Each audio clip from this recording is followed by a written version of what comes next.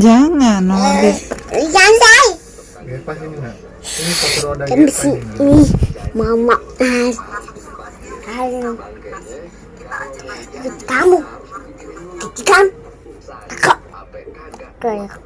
makan tuh isi coba leh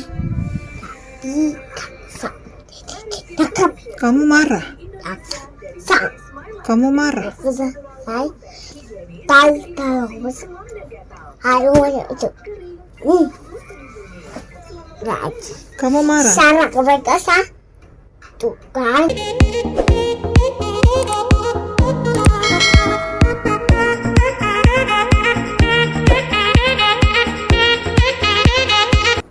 Halo semuanya, welcome back again with me, Veronica Tamba. Terima kasih teman-teman semuanya yang telah menonton channel YouTube saya. Terima kasih banyak buat teman-teman semuanya. Semoga kalian sehat selalu dimanapun kalian berada dan sukacita selalu. Semangat ya kawan-kawan untuk menjalani aktivitas. Oke teman-teman, aku mau berbagi pengalaman mengenai solusi ya, cara mengatasi anak yang suka temperamen, yang gampang emosi dan marah-marah gitu ya kan. Ini anak aku kan udah usia 2,5 tahun nih, jadi emosinya itu memang udah sekarang itu masih sangat-sangat belum stabil ya, jadi kadang naik kadang turun gitu. Jadi aku mau berbagi bagaimana cara menghadapi anak yang gampang marah, gampang emosian gitu, dan terkadang bisa mau berontak gitu ya kan. Oke teman, aku udah coba dan ini memang berhasil. Jadi aku mau sharing ke teman-teman, siapa tahu kawan-kawan sedang mengalami hal yang sama aku. Oke teman-teman, tapi yang baru pertama kali nonton, jangan lupa untuk subscribe terlebih dahulu channel YouTube aku. Oke teman-teman semuanya. Nah, aku udah lakukan dan udah praktekkan gitu ya kan ke anak aku. Jadi kalau anak aku itu kan gampang banget gitu emosi ya. Jadi kalau kita larang terkadang dia nggak sesuai dengan keinginan dia, kadang dia marah gitu, marah, ataupun terkadang ketika aku marah gitu, kesel gitu ya, dia bukan takut balik marah gitu. Jadi kalau marah ketemu marah ya nggak solusi ya, yang ianya nanti anak kita itu jadi ngikut gitu, jadi lama-lama dia bakalan jadi kayak terbawa gitu. Karena setahu saya sih usia-usia segini 2,5 tahun ini dia lagi pembentukan emosi gitu. Jadi sebisa mungkin kita sebagai ibu harus sabar supaya nanti dia kelak terbiasa ke depannya enggak gampang emosian sampai besar gitu. Jadi kita tanamkan dari dini supaya dia itu emosinya itu dia bisa meredam emosinya gitu ya kan. Jadi ketika dia marah gitu, aku sih pertama nggak marah gitu. Dia ketika dia emosinya naik gitu kan, aku nggak marah, aku diam dulu habis dia luapin, habis dia ngomong gitu kan. Jadi aku bilang sama dia, kakak nggak boleh marah, jangan marah ya kakak gitu.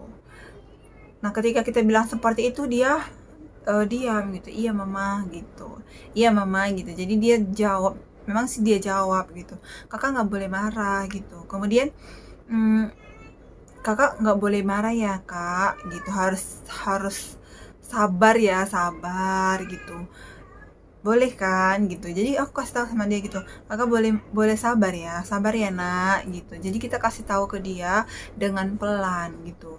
Dan ketika kadang yang kita misalnya suruh lah, misalnya dia kan, kita bilang terkadang kan anak-anak susah disuruh ya kan, kadang kita bilang pelan-pelan gitu, mama boleh minta tolong gitu, boleh minta tolong ambilkan ini gitu. boleh, di situ dia mau. Tapi kalau kita bilang kalau misalnya dia tidak mau ya jangan dipaksa gitu, dan jangan juga emosi gitu. Ini anak nggak bisa disuruh-suruh apa segala macam. Kadang kan orang tua kan mau kayak gitu ya kan, anak nggak bisa disuruh-suruh apa gitu-gitu, marah-marah gitu. Tapi sebagai orang tua memang harus bisa meredam emosi dia gitu.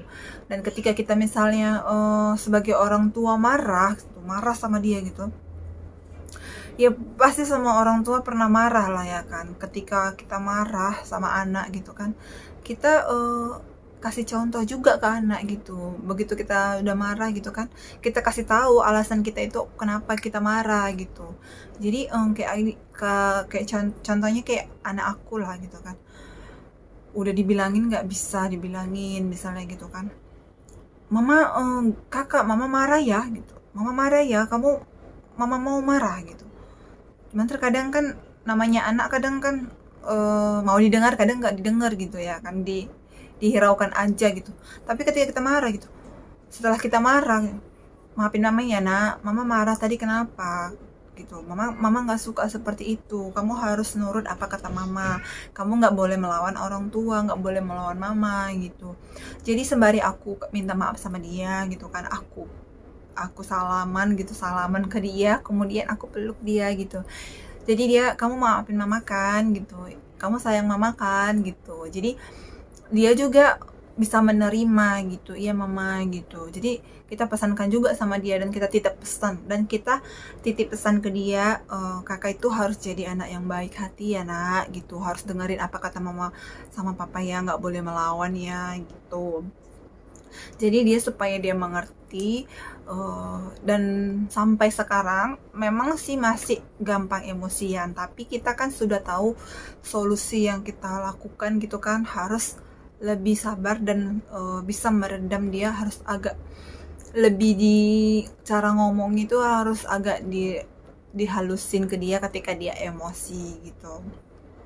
Begitu juga dengan misalnya dia kayak berantakin mainan gitu kan, ya kita cara nyuruhnya harus pelan juga gitu, kakak ayo tolong dibantu bersih mainannya yuk gitu, jangan dimarah, ini berserak banget segala macam gitu. Tapi namanya anak-anak pasti berserak ya kawan-kawan. Cuman kan terkadang orang tua gampang emosi gitu karena melihat mainan anaknya berserak gitu kan.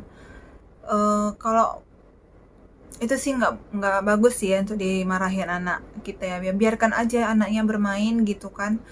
Atau juga nanti kalau dia bosen gitu kan, ya kita bilang aja, kita sebagai orang tua hanya memandu dia, yuk beresin mainannya yuk, yuk bantu mama beresin mainan yuk. Jadi sembari kita ajak anaknya untuk membersihkan gitu. Jadi tidak dengan emosi gitu, supaya dia juga belajar dari kita, orang tuanya. Mamaku pasti dia nanti melihat gitu,